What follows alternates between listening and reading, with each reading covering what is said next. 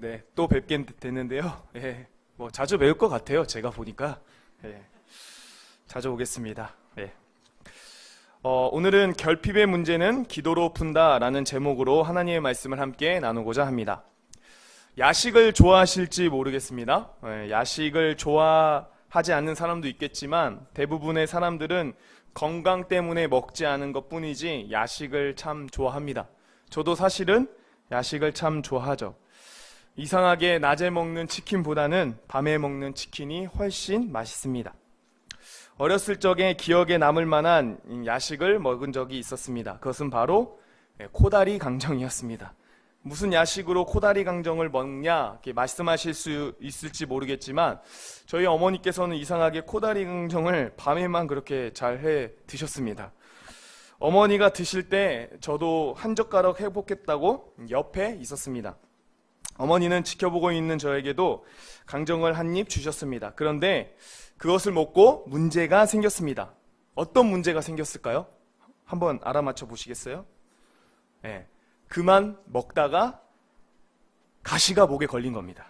네, 웬만한 어른들은 코다리의 가시 정도야 그냥 삼킬 수 있지만 저는 당시 어린 나이였기 때문에 그 작은 가시를 삼키지 못하고 목에 걸리는 상황이 발생했습니다. 그날 밤 정말 난리가 났습니다. 분명 가시는 목에 걸렸는데 온몸이 그리고 온 집안이 온통 그 작은 코다리 가시 때문에 난리가 나게 된 것이죠. 저는 그때 알았습니다. 작은 가시 하나가 내 온몸을 흔드는 전부가 될 수도 있겠구나. 단지 목에 걸린 건 작은 가시가 목에 걸렸을 뿐인데 목만 아픈 것이 아니라 내 온 몸과 그리고 내 온 정신과 그리고 우리 집 전체를 발칵 뒤집어질 수 있게 할 수 있겠구나라는 것을 깨달았습니다. 이런 경험은 여러분들도 다 해보셨을 겁니다. 치과에 다 가보셨죠. 분명 치과에 가서 치료를 받은 건 치아잖아요. 그런데 어떻습니까? 그날 하루 종일 온몸이 아프지 않습니까? 왠지 모르게? 저만 그런 경험을 하는 것 같아요. 그러나 그런 작은 사소한 부분일 것 같은 것이 온 전체를 흔드는 많은 그런 어려움이 있을 수 있다는 겁니다. 사랑하는 성도 여러분, 오늘은 특별히 문제에 대해서 이야기하려고 합니다. 우리가 삶에서 살고 있는 문제들을 이야기하려고 하는데 특별히 더욱더 나누고자 하는 문제는 없는 것에 대한 문제를 가지고 이야기하고 싶습니다. 그것은 바로 결핍에 대한 문제입니다. 우리는 소유를 하면서 살아갑니다. 그런데 삶이 그런 것 같습니다. 많이 소유하고 있음에도 불구하고 없는 것 하나씩은 다 있습니다. 특별히 삼겹살을 먹으려고 할 때 다 차려놓고 꼭 뭐가 없죠? 쌈장이 없죠. 그러면 어떻게 합니까? 자녀 보고 이렇게 사오라 이야기하면 또 안 간다 만다 또 싸움이 나고 먹기 싫을 정도로 그렇지 않습니까? 꼭 이것만 있으면 좋을 텐데 이것만 좀 내 삶에 채워지면 좋을 텐데 라는 생각은 저를 포함해서 다들 하실 것입니다. 결핍의 문제가 없는 것에 대한 문제가 우리에게 고통과 힘듦을 줄 때가 참으로 많습니다. 돈이 있으면 건강이 없는 사람이 있습니다. 또 건강이 없으면 돈이 없는 경우도 있습니다. 또 돈이 많지만 가정이 행복하지 않을 경우도 있습니다. 이렇게 우리는 제각기 작은 가시처럼 나를 아프게 하는 결핍들은 가지고 살아갑니다. 결핍이 무서운 것은 무엇이죠? 제가 작은 가시라고 말씀드렸지만 내가 가지고 있는 풍요로운 것들을 아무 소용없게 만들어버리는 놀라운 힘이 있습니다. 많은 목사님들이 감사절만 되면 우리가 가진 것에 대해서 감사하라고 많이 이야기를 합니다. 없는 것에서는 생각하지 말고 있는 것을 생각해봐라. 우리가 얼마나 감사하냐라는 이야기들을 감사절 때마다 많이 합니다. 저도 그것이 맞다고 생각합니다. 그리고 저도 그렇게 설교를 합니다. 그런데 정말 우리 성도님들께서 눈은 어디로 가고 계십니까? 그렇게 있는 것 가지고 감사해야 된다라는 어떤 원론적이고 이론적인 이야기 우리가 잘 알고 있지만 사실 삶을 살다 보면 있는 것보다 없는 것 딱 하나 때문에 그쪽으로 눈에 가는 경우가 상당히 많습니다. 저도 그렇고 여기 있는 성도님들도 그럴 것이라 믿습니다. 혹여나 지금도 우리 성도님들 중에서 계실 거라 생각합니다. 다 있는데 하나 없는 것, 그것 때문에 마음 아파하는 일이 있을 수 있습니다. 그때 우리 사랑하는 성도님들께서는 어떻게 그 문제를 해결해 나가십니까? 오늘은 한나를 보면서 그런 결핍의 문제, 우리가 없는 것에 대한 문제에 있어서 어떻게 해결해 나가야 될지에 대해서 말씀을 나누고 기도하는 시간을 갖기를 소망합니다. 한나라는 오늘 여자가 등장합니다. 이 한나는 어려움이 있었어요. 결핍의 문제가 있었습니다. 그것은 바로 자식이 없는 문제였습니다. 2절인데요. 그에게 두 아내가 있었으니 한 사람의 이름은 한나요, 한 사람의 이름은 분인나라. 분인나에게는 자식이 있고 한나에게는 자식이 없었더라 라고 이야기합니다. 자녀가 없는 문제가 얼마나 큰 수치인지에 대해서는 우리나라 사람들도 잘 알고 있죠. 불과 몇십 년 전만 해도 자녀, 특히 남자겠죠. 그래도 자녀가 없는 그 일은 당시 사회에서, 우리 사회에서도 상당히 어려운 문제였습니다. 마찬가지로 당시 유대 사회에서도 자녀가 없는 문제는 크나큰 수치였습니다. 시편 127편 3절을 보시면 이렇게 이야기합니다. 보라, 자식들은 여호와의 기업이요 태의 열매는 그의 상급이로다 라고 이야기하고 있습니다. 자녀를 낳는 것, 그것이 하나님이 주시는 제일 가는 복의 표시였으므로 자녀를 낳지 못하는 것은 그 여자로 하여금 종종 하나님의 징벌의 표시로 여겨졌습니다. 그러니까 한나는 자녀가 없는 그 문제로 인하여서 스스로 저주받은 여인이라는 눈치를 보면서 살아야 하는 여인이었습니다. 또한 이 고대 사회에서는 여자가 자녀를 낳지 못하면 가정 내에서 지위가 매우 취약해집니다. 그리고 취약해지는 것뿐만 아니라 버림을 받거나 추방을 당하거나 그런 경우가 있었습니다. 오늘도 한나가 얼마나 수치를 당하고 있는지에 대해서 6절은 이렇게 이야기합니다. 여호와께서 그에게 임신하지 못하게 하심으로 그의 적수인 분인나가 그를 심히 격분하게 하여 괴롭게 하더라.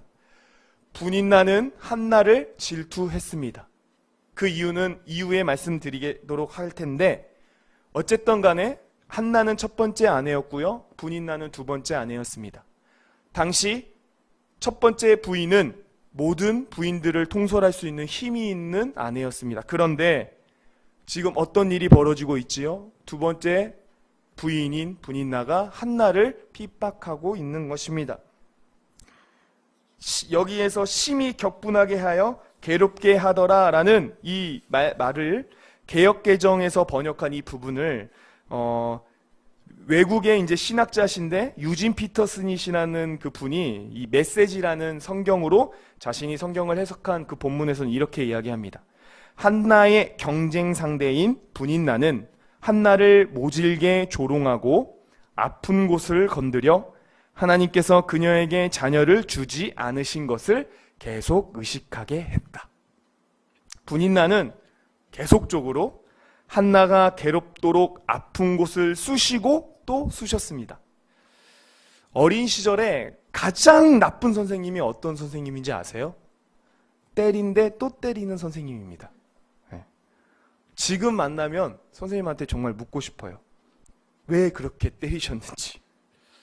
어린 시절에 가장 악독한 악질인 친구가 어떤 친구인지 아세요? 놀린데 또 놀려먹는 친구입니다. 제가 그랬어요. 여자애들이 있으면 놀려요. 그러면 울어요.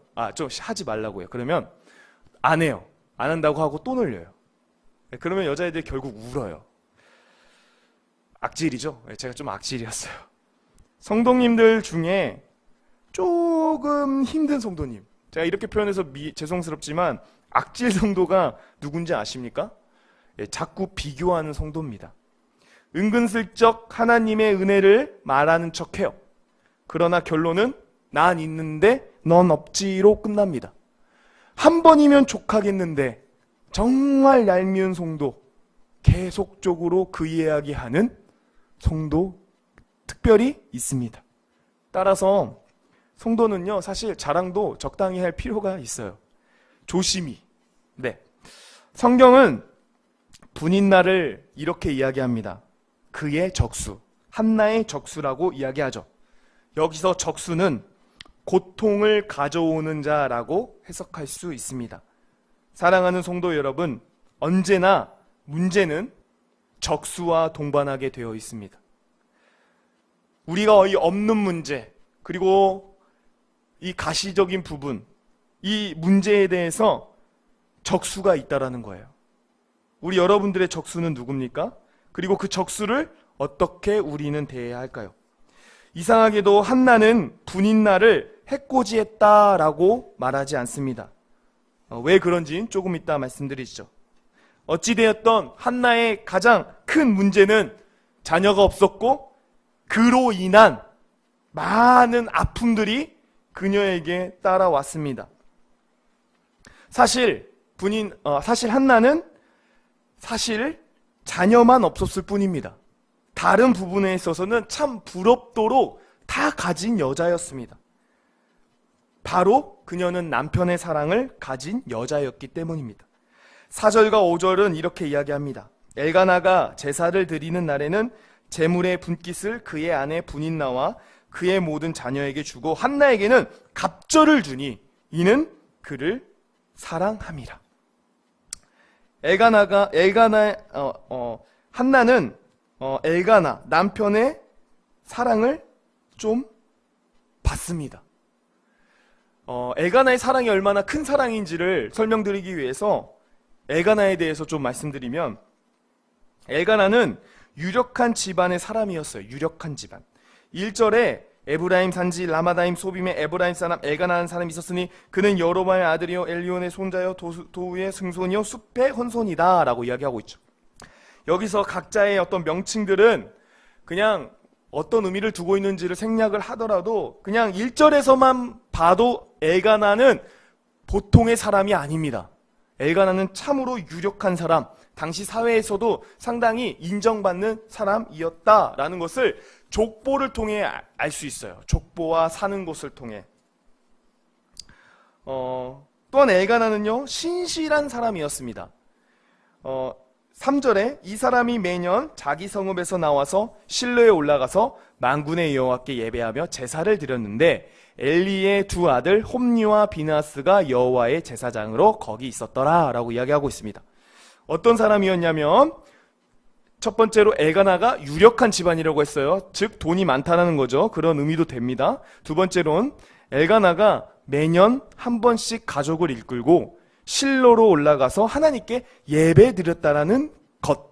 그것은 그가 율법에 순종하는 좋은 신앙인이었으며 집안에서 훌륭한 리더십을 발휘한 사람이다라는 것을 보여주고 있습니다.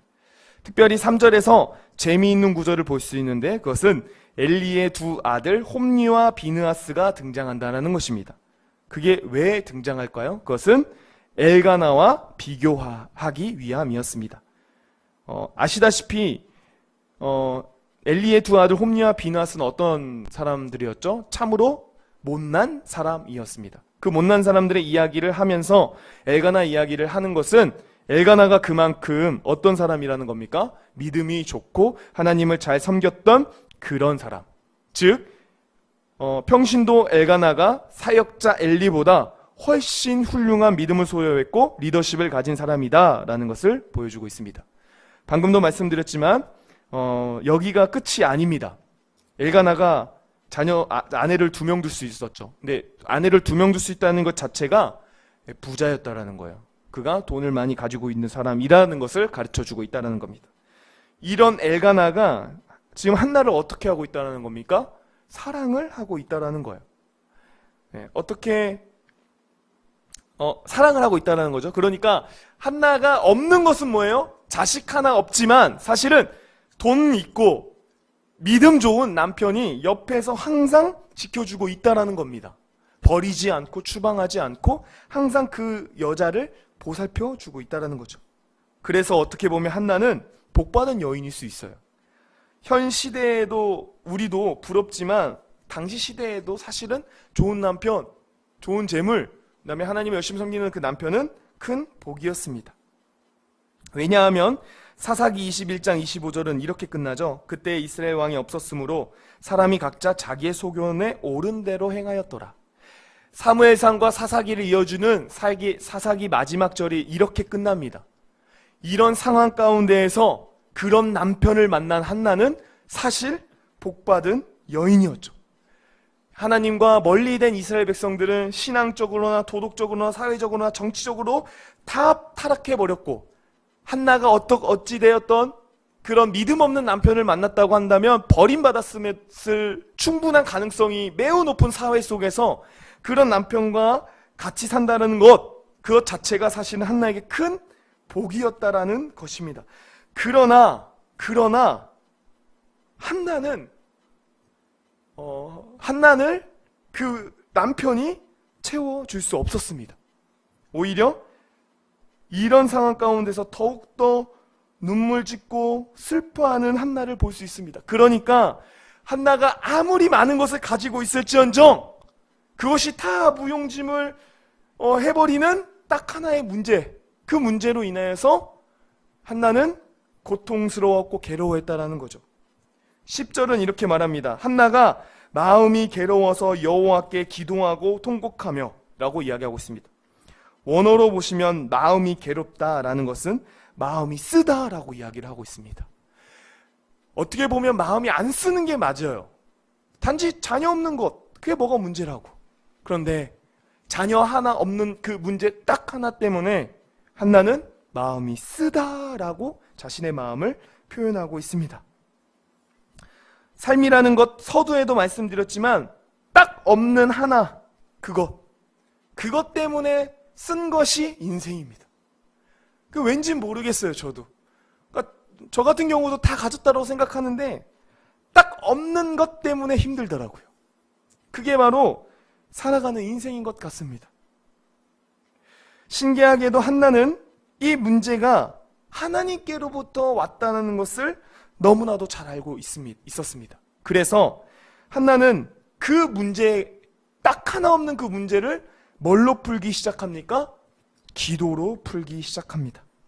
어떻게 보면 분인날을 밀어버리고 오히려 그 남편을 이용하여서 쫓아버리고 오히려 그 자녀를 자기 양자 삼고 그 분인날을 버릴 수도 있는 그 상황일 수 있는데 한나는 그렇게까지 하지 아니하고 그 문제는 분인나와 나의 문제가 아니라 나와 하나님과의 문제구나라는 것을 알고 있었기 때문에 한나는 하나님 앞에 무릎을 꿇게 됩니다. 그런데 여러분들 성경 가운데 아시다시피 하나님 앞에 무릎을 꿇지 않는 여인이 등장하죠. 누군지 아십니까? 바로 사레입니다. 사레. 아브라함의 아내 사라. 하갈이 멸시할 때 어떻게 하죠? 네, 하갈을 쫓아내버리죠. 사랑하는 성도 여러분, 그런 것 같습니다. 당연한 것들이 당연하게 누려지지 못하는 것 말입니다. 남들은 이렇게 잘 되는 것 같은데 왜 나만 이런 것이 있을까라는 고민과 문제가 있을 때가 많이 있습니다. 그럴 때 우리 믿는 성도들은 어떻게 해 나가야 될까요? 인간적인 방법은요, 사라의 방법입니다. 그것은 제거하면 되고 쫓아내면 되고 힘을 통해 제압하면 됩니다. 그러나 그거는 철저히 인간적이고 세상적인 방법입니다. 우리 믿는 신앙인들은요, 어떻게 해 나가야 됩니까? 하나님 앞에 무릎을 꿇어야 됩니다. 기도로 나아가야 됩니다. 그것이 바로 신앙인입니다. 한나가 기도하며 나아갔습니다. 어떻게 기도했습니까? 한나의 기도하는 모습을 본 엘리는 그녀가 술에 취한 줄 알았습니다. 14절에 엘리가 그에게 이르되 내가 언제까지 취해 있겠느냐 포도주를 끊으라 하니. 대체 어떻게 기도를 해야 술 먹은 사람처럼 보일까요? 가끔 그 교회 안 다니는 사람들이 우리 성도 이렇게 교회 와서 막 통성 기도하는 모습 보면 미쳤다고 술 먹은 것 같다고 하긴 하는데, 엘리가 사실 그 정도 급은 아니잖아요. 엘리는 목사님 정도의 급인데 어떻게 그런 사람이 보았을 때 술 먹은 사람처럼 기도하는 그 모습이 나타날까? 어떻게 하면 그렇게 기도할 수 있을까? 한마디로 한나가 술 먹은 사람처럼 어쨌든 막 땅을 뒹굴면서 간절하게 기도를 한 것 같습니다. 또 어떻게 기도합니까? 주님께 헌신의 기도를 드리죠. 꼭 서원을 하죠. 12절에 그가 여호와 앞에 오래 기도하는 동안에 엘리가 그의 입을 주목한 즉 12절을 보시면 어떻게 기도했냐면 오래 기도했다라는 거예요. 네. 그러니까 오래 여호와 앞에 오래 기도하는 동안에 엘리가, 그러니까 정리해서 말씀드리면 정말 자신이 표현할 수 있는 온갖 괴로운 몸짓으로 하나님 앞에 기도했고, 두 번째로 오랫동안 한나는 그 문제를 가지고 하나님과 씨름했다라는 겁니다. 우리가 여기서 알아야 될 게 무엇인지 아세요? 기도를 할 때는 그냥 한번 딱 기도하고 멈추는 게 아니에요. 하나님 앞에 결단하고 하나님 앞에 어떠한 문제를 해결하기 위해서는 오래 기도하는 건 맞습니다. 될 때까지 기도하는 거예요. 그리고 하나님 앞에 간절한 마음으로 누구 눈치 보지 않고 우리의 온 몸을 찢어야 된다라는 겁니다. 그 결과 어떠한 결과를 얻게 됐죠? 한나는 17절에 엘리가 대답하여 이르되 평안히 가라 이스라엘 하나님이 내가 기도하여 구한 것을 허락하기를 원하노라 하니. 아들을 응답받는 놀라운 역사가 일어나게 되었습니다. 사랑하는 성도 여러분, 우리의 문제가 왜 이렇게 산더미처럼 차곡차곡 쌓여간다고 생각하십니까? 그것은 우리가 어쩌면 한나와 같은 기도가 없기 때문일 수 있습니다. 우리나라에서 언제부턴가 식어져 가는 것이 있습니다. 그것은 바로 기도의 불입니다. 제 시절은 아니지만 저의 불과 몇십 년 전만 해도 역사 속에서 배운 선배님들의 기도는 매우 뜨겁고 매우 지속적이었습니다. 매우 장시간이었어요. 저는 그러본 적이 없는데 밤새서, 원래는 금요 철야가 밤을 새서 철야라고 그러던데 요즘은 그냥 금요 예배가 됐죠. 점점 우리나라의 기도의 불, 그리고 기도는 역사의 저편으로 사라지고 있습니다. 그 결과 우리나라가 어떻게 되어가고 있습니까? 교회는 좀 더 많이 부패되어져 가는 것 같고, 물질과 돈은 많아졌음에도 불구하고 능력이 전혀 없는 교회의 현실과 성도를 맞닥뜨리게 되었습니다. 기도가 넘치던 시절은 꿈과 희망이 넘쳤고 소망이 넘치는 그런 한국 기독교였습니다. 그리고 실제로 큰 성장도 이룬 것 맞습니다. 그러나 오늘날 한국은 어떻습니까? 뭔가 부함은 있지만 그것이 껍데기만 되어가고 있습니다. 희망과 소망과 사랑은 모두가 사라지고 있습니다. 오히려 전보다 많은 것을 누리고 있지만 상대적 박탈감은 더 크게 나타나는 게 우리나라의 현실입니다. 이 모든 게 왜 이렇게 됐다고 생각하세요? 그것은 우리가 쌓아놓는 문제를 기도로 풀지 아니하고 자꾸만 눈에 보이는 현실적인 것들로만 모든 것을 채우려고 하는 시도를 많이 하기 때문입니다. 사무엘은 사무엘상 12장 23절에 이렇게 말합니다. 나는 너희를 위하여 기도하기를 쉬는 죄를 여호와 앞에 결단코 범하지 아니하고 선하고 의로운 길을 너희에게 가르칠 것인즉 이라고 기도합니다. 사무엘은 결단코 기도하기 쉬는 죄를 범하지 않겠다라 말합니다. 그가 안 것입니다. 기도가 우리의 문제를 해결해 줄 수 있구나 라는 사실을 말입니다. 어떻게 보면 이미 우리는 가나안 땅에 입성한 이스라엘 민족들을 따르는 것 같습니다. 가나안 땅에 주님이 주시는 풍요를 누리면서 그 풍요를 주신 하나님께 더욱 가까이 가는 것이 아니라 오히려 그 풍요가 자신들을 지켜줄 것처럼 착각하여 영적 상태를 다 갉아먹은 이스라엘 민족처럼 되고 있는 것이 아닌지, 그리고 우리의 현실이 아닌지 생각하게 됩니다. 오늘날에 믿을 구석이 너무 많아졌습니다. 자식을 못 낳게 되면 산부인과 가서 뭐 요즘 뭐 시술하면 된다, 뭐 하면 된다. 그거는 의학적으로 되지 않는 부분이야. 그러면 체념하고. 네. 그래서 기도보다는 현실적이다, 이게 맞다, 절대 일어나지 않는다라는 그 말 앞에 기도라는 것을 한 번도 생각하지 못하고 그대로 내버려두는 일이 있지는 않는지, 하나님보다 더 믿을 만한 구석이 많아져서 그런 것들을 더 믿고 의지하지는 않는지 우리를 점검해 볼 필요가 있습니다. 차는 기름이 없으면 소용없습니다. 아무리 삐까번쩍한들 소용없습니다. 전시하려고 차를 사지는 않습니다. 차는 먼저 운송수단이 목적이죠. 그렇기 위해서는 기름이 필요합니다. 오늘 함께 나눈 한나는 이것을 너무나 잘 알고 있었던 거죠. 그래서 믿을 구석 많은 엘가라를 의존한 것이 아니라 하나님께 매달리는 사람이 되었습니다. 하나님을 만군의 여호와라고 표현하는 그녀의 모습 통해 만물을 지으신 하나님일 줄 믿습니다. 그 하나님이 오늘 나의 문제를 해결해 주실 줄 믿습니다 라는 마음을 가지고 하나님 앞에 기도했다는 사실이죠. 사랑하는 성도 여러분, 하나님께서는 우리의 만군의 하나님이실 줄 믿습니다. 우리가 그런 하나님을 의지하는 사람이 되기를 소망합니다. 오직 하나님만이 우리의 해결책이 되신다는 이 사실을 깨닫고 기도하는 저와 여러분 되기를 소망합니다. 근데 한편으로 이런 생각도 해봤어요. 왜 하나님은 기도해야 들어주실까? 그냥 알아서 채워주시는 역사도 있겠지만 하나님은 꼭 구해야 주신다라는 거예요. 마태복음 7장 7절과 8절에 이렇게 말하죠.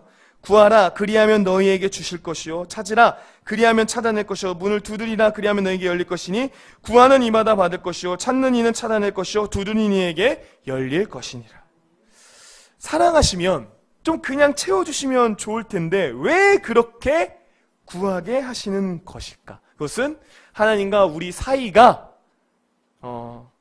관계, 그러니까 관계하고 싶기 때문이죠. 그러니까 하나님과 자녀의 관계로 맺어져 있기 때문입니다. 우리 성도님들께서도 자식을 길러보셔서 알 겁니다. 누구나 자녀가 뭐 필요한지 뭐 아실 수 있죠. 다 알아요. 그런데 어떤 자녀가 좋으시나요? 어머니 아버지가 알아서 채워줄 것을 알고 뭐 급식비가 나와도 조용히 하고 문제집이가 나와도 조용히 하는 그런 자녀가 좋으신가요? 아니면 때때마다 엄마 저 뭐 필요해요, 저 이거 필요해요, 저거 필요해요, 이렇게 이야기하는 자녀가 좋으시나요? 아무래도 이야기하는 자녀가 좋을 거예요. 왜냐? 대화가 되고 관계가 있다라는 그런 마음이 들잖아요. 하나님도 마찬가지입니다. 그냥 다 채워주실 수 있을 거라 생각해요. 그러나 그렇게 채워진다면 깊은 하나님의 마음, 그리고 하나님 스스로도 우리와 나누고 싶은 어떠한 그 감정들을 나누지 못하게 되죠. 그래서 하나님께서 우리에게 우리가 구하는 것을 좋아하시고 또 구하기를 원해 하신다라는 겁니다. 그래서 어떻게 보면 우리 가운데 문제가 많다 이런 것은 사실 좋은 기회라고 생각해요. 왜냐하면 내가 그만큼 하나님을 찾고 가까워질 수 있는 기회가 넘치기 때문입니다. 사랑하는 성도 여러분, 하나님께 구하시기를 바라요. 하나님이 그것을 원하세요. 하나님께서는 구해야 주신다라고 이야기를 하고 계십니다. 왜요? 하나님은 우리와 아들과 자녀, 아버지와 자녀의 관계이기 때문입니다. 18절에는 이렇게 말합니다. 가서 먹고 얼굴에 다시는 근심빛이 없더라. 한나의 기도가 응답된 것은 아직 아니죠. 아직 아들을 낳지는 못했죠. 그러나 하나님의 응답을 받은 한나는 확신했고 다시는 근심빛이 없다라고 이야기하고 있습니다. 이것을 더 정확히 말하면 기도를 통해 하나님이 나와 동행하고 있다는 사실을 한나가 깨달은 거예요. 아, 내가 기도를 하니 하나님이 뜻이 있겠구나라는 것을 정확히 파악한 거죠. 그러니 얼굴에 근심이 사라진 것입니다. 기도는 그런 것이에요. 내가 왜 없는지, 그리고 내가 왜 가지지 못했는지를 하나님의 그 마음을 헤아릴 수 있는 귀한 도구입니다. 그래서 기도하면 편해지는 것이고 기도하면 환해질 수 있는 것이죠. 빌립보서 4장 6절과 7절엔 이렇게 이야기합니다. 아무것도 염려하지 말고 다만 모든 일에 기도와 간구로 너희 구할 것을 감사함으로 하나님께 아뢰야. 그리하면 모든 지각에 뛰어난 하나님의 평강이 그리스도 예수 안에서 너희 마음과 생각을 지키시리라 라고 이야기합니다. 사랑하는 성도 여러분, 기도하시기를 바랍니다. 오늘 다 말씀 잃어버려도 그냥 기도하자, 그것만 하나 기억하시면 좋겠어요. 기도는 능력이 있습니다. 한나의 기도처럼 우리도 하나님을 끈질기게 붙잡아서 우리의 부족한 결핍을, 그 딱 하나 없는 그 결핍을 하나님 앞에 채우는 저와 여러분이 되기를 간절히 소망합니다. 말씀을 마무리하면서 사실 본문을 불쌍하면서 저는 한나가 불쌍하진 않았습니다. 제가 불쌍하게 여긴 여인은 바로 분인나였습니다. 분인나에게도 한나처럼 결핍의 문제가 있었습니다. 뭐였죠? 자식은 있었지만 남편의 사랑은 받긴 받아도 온전히 많이 받지는 못하는 그 문제, 자신을 채워줄 만한 남편의 사랑을 받지 못하는 문제가 분인나에게도 있었습니다. 그러나 분인나는 어떻게 풀어나갔습니까? 7절에 매년 한나가 여호와 집에 올라갈 때마다 남편이 그같이 하매 분인나가 그를 격분시킴으로 그가 울고 먹지 아니하니.